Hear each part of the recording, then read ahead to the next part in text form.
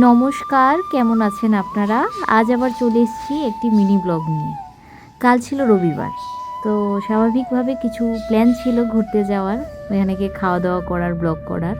But বলে না, তুমি যাই ভাবো না কেন, আমাদের ভগবান ওপর থেকে আমাদের জন্য অন্য কিছু ভেবেই রাখে আগে থেকে। ঘুম থেকে উঠে দেখি আমাদের উপরের টেরেসের যে ছাদটা সেটাই উড়ে গেছে বলবো না, সেটাকে এমন একটা অবস্থা করেছে, সঙ্গে সঙ্গেই এটা করতে হবে, না হলে আমাদের এখানে যা যা জিনিসপত্র ছিল সব তো ভিজে গেছি, এমনকি ঘর পর্যন্ত আমাদের জল ঢুকে গেছে। তারপর যে ছাদটা যে সারাই করবে সে কাকারাও চলে এসেছিল, তারা এসে দেখছিল কি নষ্ট হয়ে গেছে, কি হয়ে গেছে। তারপর কাজ করতে করতে কাকাদের দিলাম চা আর বিস্কিট, ওরা দেখছিল। তো খুব একটা বেশি সময় লাগেনি, ওরা খুব কাজে পারদর্শী, তা দেখে বুঝতে পারলাম।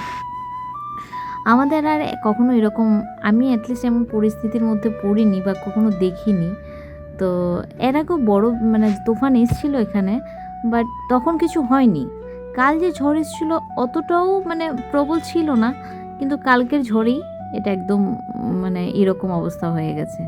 তারপর কাকারা এখানে টিনটা লাগাচ্ছিল। অনেকটাই তাড়াতাড়ি করে, আমরা ভয়ও পাচ্ছিলাম যদি বৃষ্টি চলে আসে। আলটিমেটলি শেষ সময়ের মতো